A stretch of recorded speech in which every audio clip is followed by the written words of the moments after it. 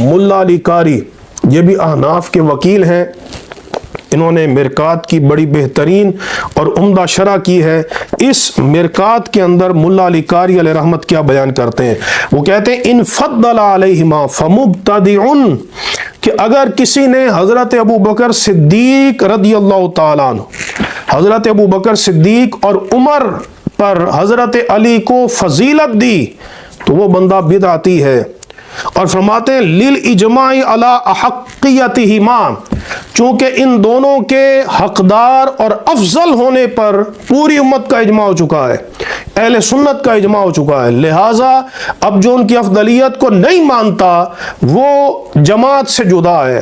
اور ید اللہ علی الجماع، اللہ کا دست تائید جماعت پر ہے، جو اس جماعت کو چھوڑے گا من شذ شذ فی النار، جو اس جماعت کو چھوڑے گا وہ جہنم میں اپنا ٹھکانہ بنائے گا۔ یہ ملا علی قاری بیان کر رہے ہیں۔ یہ شاہ ولی اللہ محدث دہلوی کی کتاب ازالۃ الخفا میرے ہاتھ میں موجود ہے، ازالۃ الخفا، اس میں یہ بیان کرتے ہیں شاہ ولی اللہ محدث دہلوی، اور بڑی صراحت کے ساتھ بیان کرتے ہیں۔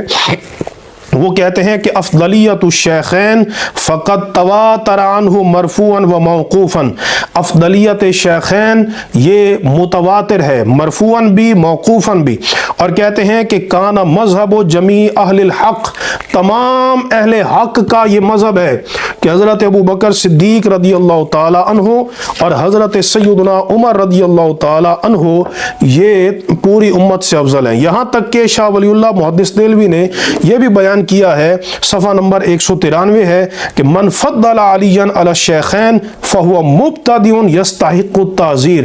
شاہ ولی اللہ محدث دہلوی بیان کرتے ہیں کہ جس نے حضرت علی رضی اللہ تعالی عنہ کو شیخین پر فضیلت دی تو وہ بدعتی ہے، مستحق تعزیر ہے، اور جو بدعتی ہوتا ہے وہ گمراہ ہوتا ہے۔ کل بدعت ضلالہ، لہٰذا آپ اپنے شوق سے روافض کی گود میں جانا چاہتے ہیں تو جائیں، چونکہ یہ نظریہ روافض کا ہے، لیکن اپنے اوپر اہل سنت کا لیبل نہ لگائیں۔